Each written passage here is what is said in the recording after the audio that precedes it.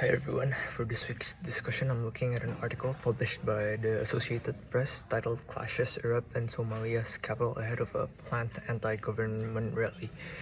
To give you a quick summary of what happened, there's heavy gunfire, there's mortar shelling and violent crashes, riots, demonstrations breaking out in Mogadishu between government security forces and armed militias loyal to opposition leaders.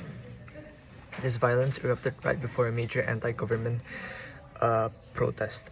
The opposition is protesting what they claim are constitutional violations and an attempt by President Hassan Sheikh Mohamud to legitimately extend his term in office, which is what we see happen in a lot of states where their presidents attempted to gain executive, judicial, and legislative power in order to extend their term.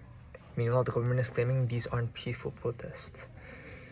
So how do we relate it to this week's topic of political violence? Because when state legitimacy and institutional channels start to weaken, they start to deteriorate, the result would be political violence. In class, we learned that political violence rarely occurs in a vacuum.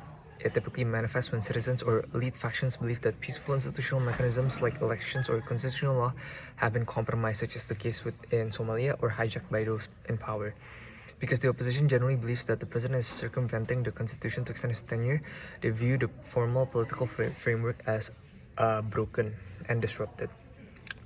Therefore, when institutional channels fail, political violence is the one that is utilized as a secondary tool to leverage power.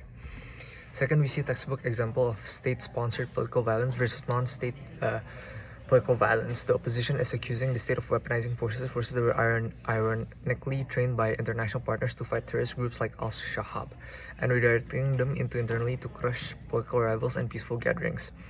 Conversely, the state frames its actions as a legitimate use of its monopoly on how the definition of violence changes depending on who holds the levers of state power. Their news story also directly mirrors the core themes of this week's case study on political violence. In our case study, we examine how elite polarization and the erosion of democratic norms create a dangerous tinderbox. Just like the historical examples we read about, the situation in Mogadishu shows that when political elites refuse to compromise on rules of the game, in this case, the electoral roadmap and constitutional boundaries, the conflict inevitably spills out of parliament and onto the streets. This news story shows us that political violence is not just random chaos, it is a structural symptom of institutional decay and contested legitimacy. Understanding these class concepts allows us to see past the headlines of gunfire in Mogadishu and recognize the deeper foundational battle over constitutional rule and democratic accountability.